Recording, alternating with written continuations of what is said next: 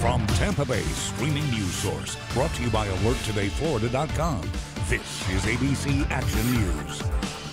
Hello, I'm Jamison Euler. Dennis has Florida's most accurate forecast in just a moment, but first, here are your ABC Action News Now headlines. Changes are coming to Bayshore Boulevard after a young mother was hit and killed while pushing her 2-year-old daughter across the street in a stroller. The city announcing on Thursday they are going to lower the speed limit on the road starting Friday from 40 miles an hour to 35. Meanwhile, 3 men are facing charges in that crash after police say they were street racing just before it happened. NOAA releasing their predictions for the upcoming hurricane season Thursday.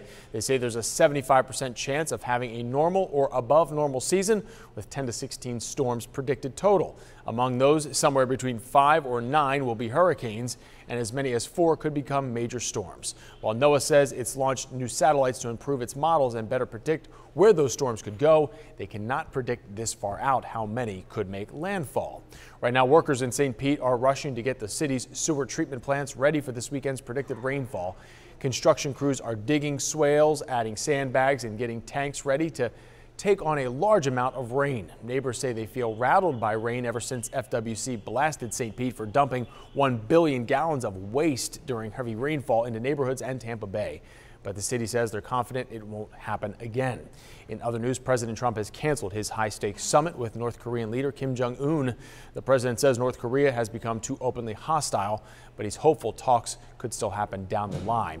And if you have your iPhone battery replaced in the last year, Apple could owe you a refund. The company is offering a $50 credit to anyone who paid for an out-of-warranty battery replacement for iPhone 6s or newer. This comes after Apple admitted it pushed through a software upgrade that slows down some older phones. And now here's Dennis with your forecast. Dennis? Hey, Jameson, still looking at a pretty high potential of a tropical system in the Gulf over the weekend, regardless of whether this develops or not, and we think it will. But even if it doesn't, it's still going to bring us much higher rain chances on Saturday night and into Sunday. I definitely think Sunday will be the highest rain chances, and most of us pick up at least 2, maybe up to 4 inches of rain before this is all said and done early next week. Thank you, Dennis. You can now get news updates all day long on your favorite streaming device, and don't forget you can always download the free ABC Action News app.